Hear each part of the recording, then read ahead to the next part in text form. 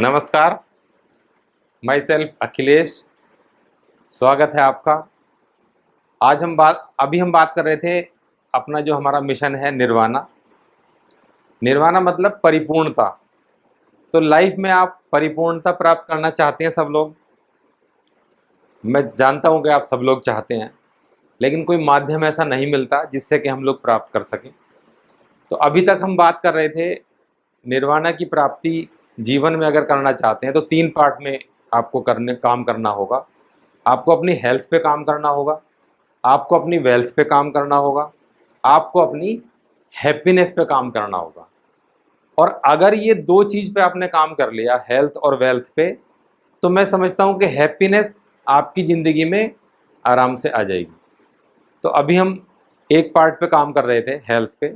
आज से हम जितनी भी बात करेंगे, साथ में हम वेल्थ पे भी बात करेंगे।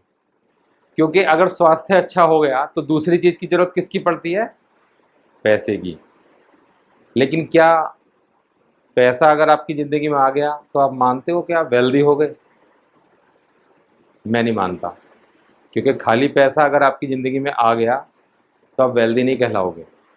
अगर आप ये मानते हो तो फिर इस चीज़ को थोड़ा सा अपना जो समझने की ज़रूरत है कि वेल्थ या वेल्दी होना क्या चीज़ है। अगर आपने खाली पैसा प्राप्त कर लिया किसी बिजनेस से, जॉब से या किसी भी चीज़ से, और आप सेटिस्फाई हो गए, तो आप रिच तो हो गए, लेकिन वेल्दी नहीं कहलाओगे। गारंटी नहीं है कि लोग आपको वेल्दी कहेंगे या आप अपने आप को वेल्दी मान बैठो। नहीं कहलाओगे। कब कहलाओगे? अच्छा समझो, चलो मैं समझाता हूँ आपको क्यों नहीं कहलाओगे। क्योंकि वेल्दी का मतलब होता है धनी होना। तो लोग ऐसा क्यों कहते हैं कि ये किस्मत का बहुत धनी है, ये पैसे का बहुत धनी है, ये स्वास्थ्य का बहुत धनी इंसान है, ये व्यवहार का बहुत धनी इंसान है?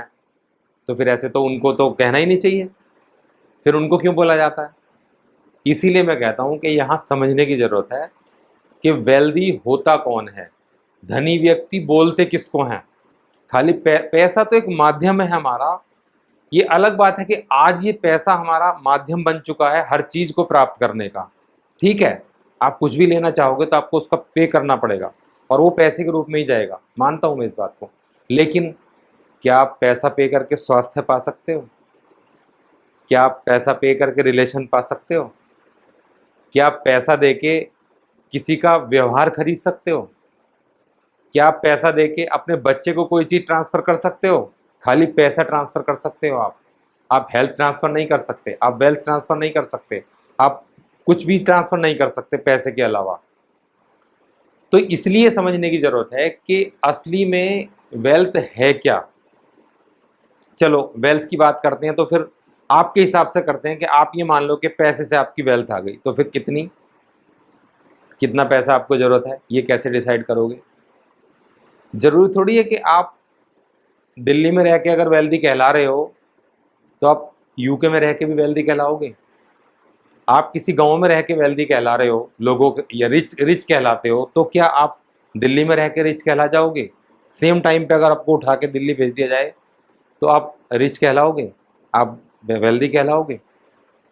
तो फिर यहाँ पे समझने की ज़रूरत है कि वेल्दी आप कब कहलाओगे? जब आप एक परिवार में रहते हो, चाहे आप अपने माता पिता के साथ हो, चाहे आप पत्नी बच्चों के साथ हो, या सारे परिवार के साथ रहते हो।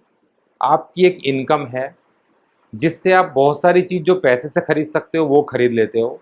उसके अलावा आप स्वस्थ हो, आपको कोई बीमारी नहीं है, और वो पैसा आपके पास इतना है जो आपके फ्यूचर में भी काम आ जाए। कैसे? आपकी जो इनकम है वो लगभग इतनी हो जिससे कि आप रोटी, कपड़ा और मकान उस प्लेस पे जहां आप रहते हो अच्छी क्वालिटी का बना पाओ, बिना किसी कर्ज के बना पाओ। आपके बच्चे एक ऐसे स्कूल में जाते हो जो आपको पसंद हो या आपके बच्चों को पसंद हो, कंप्रोमाइज वाले स्कूल में ना जाते हो। आप ऐसे कपड़े पहन पा रहे हो उस फाइनेंस में जो आप पसंद करते हो। ऐसा ना हो कि आप कंप्रोमाइज के कपड़े पहनते हो। बहुत सारी चीज़ें जो आपकी बेसिक नीड्स हैं वो आपकी पसंद की हों, कम से कम आपकी पसंद की हों। प्लस उसके अलावा आपके पास आपका पैसा कमाने के बाद लगभग 25% पैसा आपका सेविंग्स में जाता हो, जिससे कि आप आने वाले टाइम में अगर कोई ऐसी सिचुएशन बनती भी है आपके साथ जिसमें कि आप काफ़ी दिन तक कोई ऐसी इनकम नहीं प्राप्त कर रहे हो, तो आप उससे सर्वाइव कर सको। इसके अलावा अगर आपके पास कोई सिचुएशन ऐसी नहीं आती है तो उस 25% को आप अपने फ्यूचर के लिए कहीं इन्वेस्ट कर सको।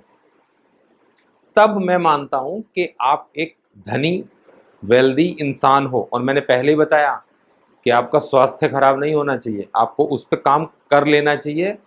अगर आप कितना भी पैसा आपने कमा लिया है और आपने अपनी हेल्थ पे काम नहीं किया है तो होगा क्या?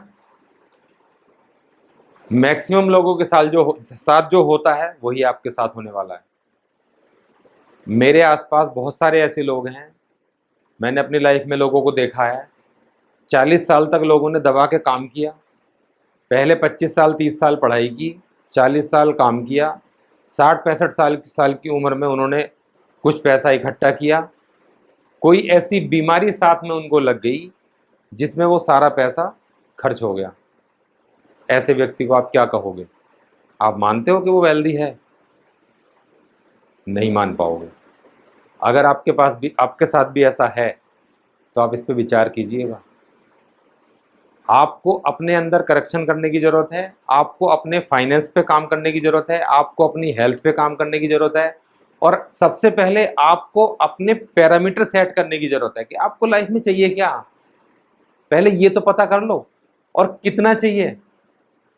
आपकी जो ज़रूरत है, किस चीज़ की ज़रूरत है, पहले आप ये डिसाइड करें। उसके बाद ये डिसाइड करें कि कितना।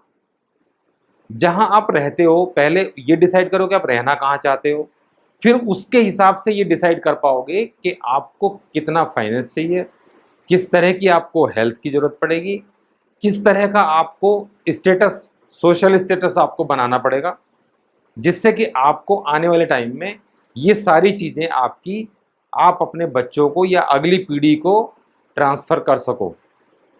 ये सोचने की ज़रूरत है। अब आप जान गए कि रिच होना और वेल्दी होना दोनों में क्या डिफरेंस है।